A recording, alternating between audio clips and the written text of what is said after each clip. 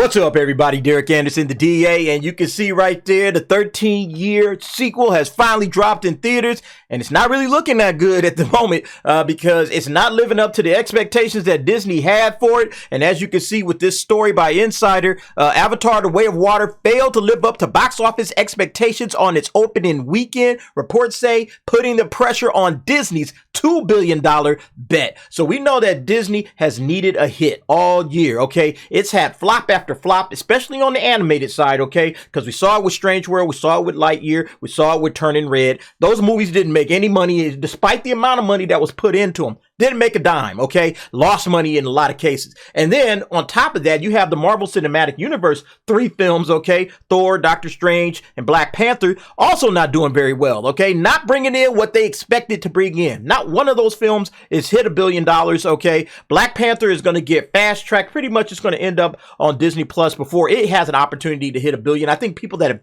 wanted to see it have already seen it, even though it's still in theaters. So I don't think that they're going to get any $1 billion hits there.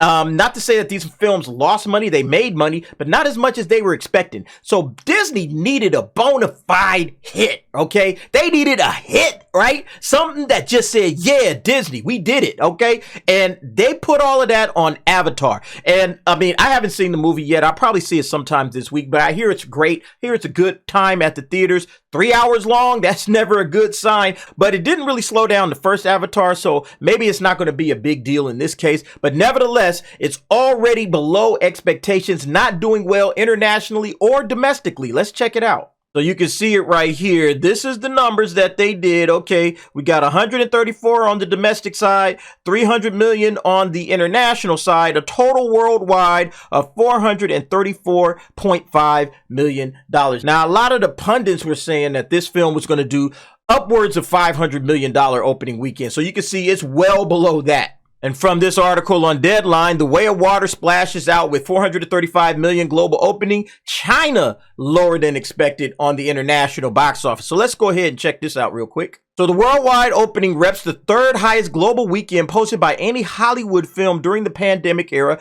just behind Doctor Strange's 442 million, as well as the 2nd highest global opening of 2022 to date. It is also estimated that the opening weekend for Avatar: The Way of Water is 82% ahead of Top Gun, 78% ahead of the first Avatar, 42% ahead of Jurassic World Dominions, and 24% behind last year's Spider-Man: No Way Home. For sure, the outcome of the opening is below projections, partially because, as we have consistently mentioned, China was a swing. It ended up at 57.1 million for what had been expected to be a potential 100 million bow. But COVID concerns are clearly impact. There are legs ahead. This is what happens with a movie of this kind and during the holiday period to boot.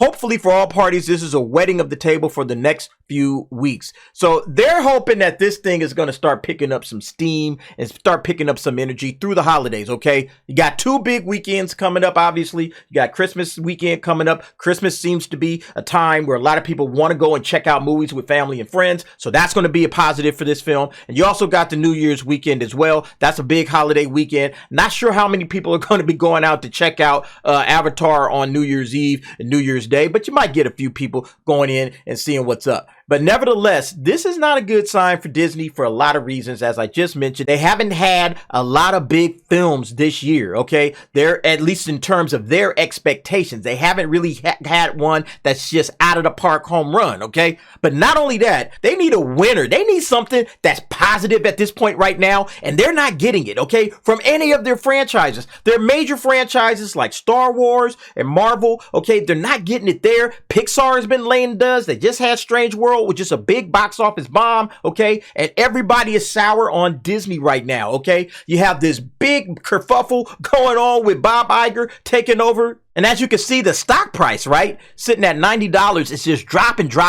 I think a couple of days ago we looked at this. It was at around 93, 94. So it's come down a couple of bucks since then. Right now, sitting at $90. And this can't be good news for investors who might be saying, hey, you know, I was about to drop some more money into Disney, you know, and maybe buy this stock up. But hey, maybe I should think about selling my stock, you know, and getting out of this company right now. Okay, getting out while the getting is good, putting it somewhere else. Okay, maybe that's what they're thinking, because right now you can see, again, started the year around the 160 mark all the way down to 90. That is a drop of 42% going on 43. Disney needs some positive news right now, and they're not getting it. They're not getting it from the films. They're not getting it from Disney Plus, right? Disney Plus dropped what, $1.5 billion in the last quarter, okay?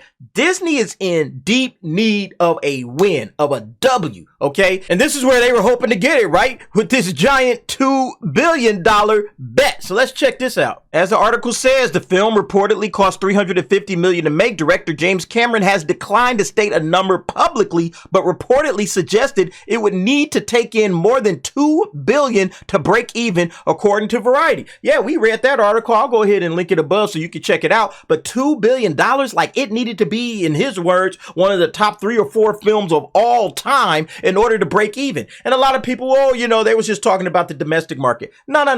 Avatar wasn't a big domestic hit, not like that. I mean, it was big enough, okay? But it was a bigger hit overseas, okay? That's where it made all of its bread.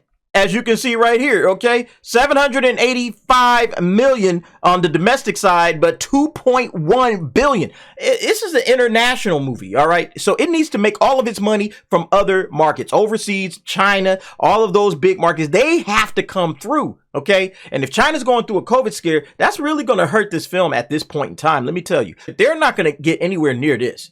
I don't think they're going to get anywhere near this. I think they might get to about 500 million, maybe 550, you know, if they're lucky. I don't think they'll get to this number right here. So they're really going to have to make up almost 1.5 billion in the international market, according to James Cameron, just to break even, you know. And again, that's just my opinion. We'll see how it all turns out. But the good news is for Avatar 2 is that it's going to have the word of mouth that it needs, you know, for this thing to get a lot of long legs, you know, and have a nice deep run. If it can last, honestly, if it can last until the March, April timeframe, and still have solid production all the way through in the theaters, I think it'll actually maybe get close to that 2 billion, because it's that kind of a movie, okay? It's that kind of a movie that everybody's going to want to go and watch. That's what the crowds are going to be talking about. It's going to have that word of mouth. It's going to have, what, you haven't seen Avatar 2? Oh man, you crazy. You should go out and check it out. You know, it's going to have that kind of appeal on people, okay? But with the economy being the way it is right now, okay, is everybody going to want to go out and pay extra for those little 3D glasses to go and watch this film, okay? Those premium seats in IMAX, are they going to want to go and see this film in those types of formats? You know, I don't know. And that's where Avatar, the original Avatar, did a lot of its money, okay? It did a lot of its money in those markets. So it'll be interesting to see what this particular film does. But right now, I think Disney is sweating bullets. You know, I think that they are nervous. It is nervous time over at Disney. Don't get it twisted, okay? These guys need a hit. Okay, they really need a hit, and they don't have a surefire hit like they need right now. Because if they need $2 billion from this film, even if they need like 1.5 billion, they're going to have to hope that this thing has legs, stretches it all the way out to March, is doing solid numbers, consistent numbers, small drops, week after week after week after week. They're going to have to hope for that in order for this thing to make some money. But anyway, folks, what do you think about this little predicament that Disney finds itself in? 13-year-old sequel? Is everybody, you know, coming to go ahead and watch this thing? Are they going to flock to the theaters to check it out? Go ahead, drop down in the comments. Let me know what you think about this. And thanks for watching. See you next time.